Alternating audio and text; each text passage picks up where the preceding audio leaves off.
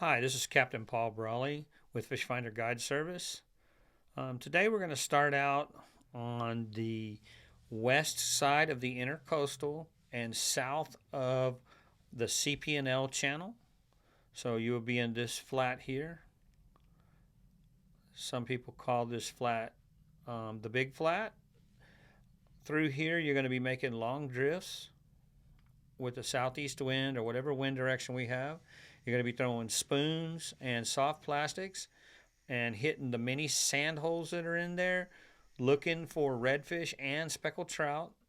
There seems to be a lot of trout, especially a little bit closer to the intercoastal. And then when you get over here a little closer to the natural gut, you'll start picking up trout again. Out in the middle, you will find some redfish.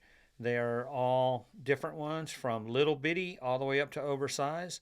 So just take care with the little ones and make sure you're tagging your oversized ones properly and following all of the Parks and Wildlife regulations for oversized redfish. Okay, now we're going to move a little bit south of Pure Oil Channel, and you're going to be looking on this hump that's right in here with the higher tide. I would get on there and throw some croakers or some piggy perch and be patient. There's some trout in there that are really nice. There's also some oversized trout in there. So you're just going to take your time and go through there. What I do is I'll start in here, and then after I catch a few trout and the bite slows down, I'll bump up a little bit and then power pull down and fish a little bit and kind of do that, and then I'll come back and just do another line doing the same type of work. You're going to want to use croakers and piggy perch in there. On top of that pad, it's probably about 2.5 foot, maybe 3 foot with the higher tide on that whole pad right there, and there seems to be quite a few really nice trout. You will run into some schoolies. There's no way to avoid that right now, but there are some really good keeper trout through that area. If you come straight across to the west shoreline, you'll notice these little lakes right here. Well, outside of those lakes, the entrances, there have been some redfish all through this little zone. So what you're going to do is set up on that, and either on real windy days, either throw corks and shrimp, or you can throw all your cut baits, your shad, your cut pin perch, your sardines or skipjack, all through that area right there, looking for those reds. Both of those places have been pretty good. Out here on this side of the drop, all the way back into about across from Bird Island, from deep all the way up to about 3 foot, you're going to find variety of different trout. Some of the trout are all going to be schoolies. Some of the trout are your nice 21, 22, 23s. And then there's also some oversized trout in that area. So exercise caution with those bigger trout. Let's make sure we get them quickly photographed and released where they can go on and do what they're supposed to and produce the next year's fish. All right, we're going to be moving south of the Bird Island channel.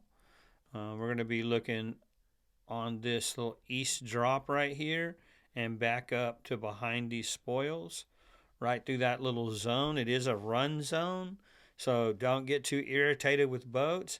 But anywhere in that area right there, fishing towards the intercoastal, behind these islands, anywhere in this area, you're going to find really good trout and some mostly oversized reds, but maybe a keeper red or two on your croakers. I haven't really been using piggy perch in that area, mainly croakers. You're just going to be freelining those. You're staying in about 4 foot of water, 3.5, 4 foot of water, and you're throwing towards, not into the intercoastal because you're way off the intercoastal, but in the direction of the intercoastal with a east, northeast, southeast wind, any wind direction that's blowing east. You're going to be throwing behind these islands, but you're kind of staying out here in the middle of this thing, throwing back towards the west. It seems to be pretty good for trout and redfish right now. Some really, really nice trout in that area and a few oversized. So once again, let's exercise caution releasing those oversized fish. Don't spend too much time pictures and all that kind of stuff. I know it's exciting, but we also got to think about while we're doing it.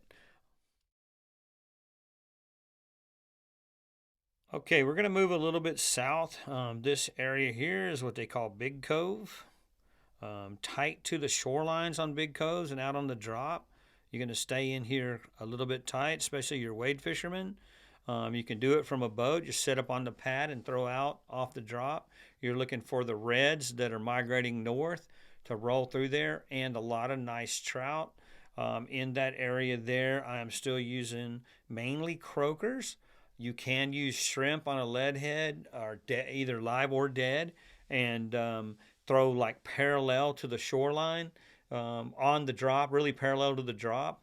You're going to be, the drop is like a shoulder. You're going to be throwing right down the edge of that shoulder, looking for those migrating redfish and trout. If you come to the back sides of these spoils right here, there's spoils that run a long ways. You have to stay off of them due to birding laws. But if you come up to them, you'll notice the grass pockets and the sand and all the different stuff. When you're starting to get shallow, it'll be well before you get to the bird signs. Throw in all those sand pockets. You're looking for flounder, redfish, trout.